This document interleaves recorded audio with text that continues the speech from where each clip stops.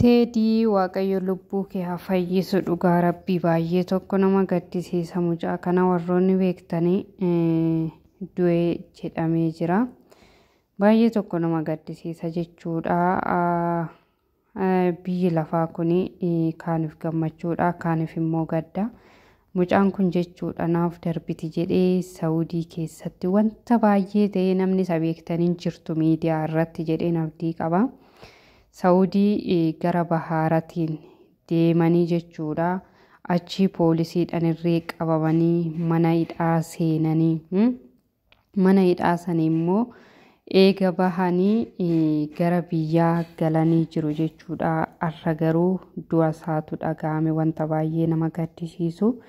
Sababbiin du'a isaatis immoo obboleessuma inni waliin dhalatetu cuubeedhaan waraanee ajjeese jedhuka ayicekkaane namni kan jireenyi isayyuu adoochirraa kana hundasaa walitti garaa jabaatee ilmoon abbaa tokkorraa dhalatanii garagaranii cuubeedhaan wal waraananii wal ajjeesan jechuudha. Waaqayyo lubbuu isaa maaru baay'ee tokko na gaddisiise dhugaa dubbachuudhaaf.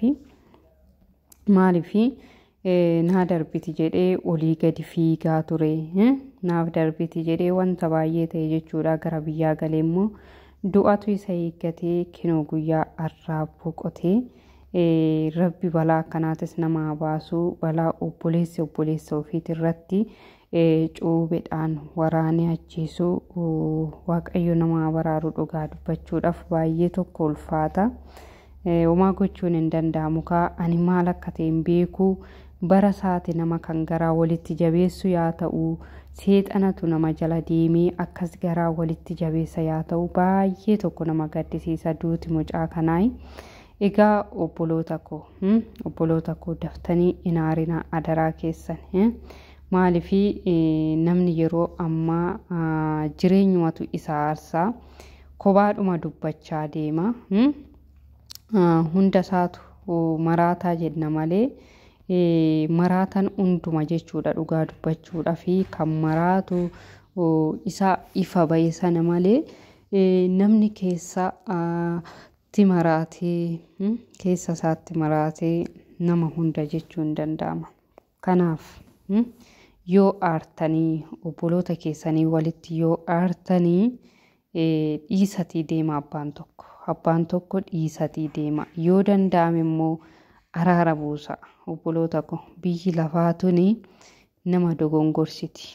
Seexannis immoo aarii keenya sanitti fayyadamtee wanta baay'ee nurratti raawwachuu dandeessa jechuudha. Inni kunis bifuma kanaan mucaan kun kan lubbuu isaa dhabee obboleessuma isaatitu waraanee lubbuu isaa dabarse jechuudha. Wanta baay'ee nama gaddisiisu. Kun maalinni jireenyuma kan aarsaa jirurraa gaafa namni xiqqoo walitti mufatee obsa waliif hin laatan adaraa keessan walitti mufattan taanan abbaa manaa kee haa ta'u hiriyyaa kee haa ta'u obboleessa kee haa ta'u obboleettii kee haa ta'u yeroo walitti mufattanii tokkoon keessaa tokko yoo qabbaneessuu dadhabdee tokko jalaa gadi bahe bakka. Tokko jalaa gadi bahiitii qabbaneessitii ol deebi'e. Maaliif jennaanii yeroo sanitti namni gaafa aaree wanta wal godhu hin beeku. Garuu immoo tokko ala gadi bahee qabbaneessee dubbisan qabbaneessee ol deebi'a taananii haala saniin seexanni sin qoruudhaaf dhuftee sin dogongorsiisuudhaaf dhufte sunirree kallattii keessaniif dhufte san dhiistee iddoo biraa deemti. Sinis immoo aarii sanirree tasgabbooftaniiti ofitti deebitaniiti gara manaa deebi'uu dandeessu sinin jira. Adaraa keessan obboloota koo adaraa keessan.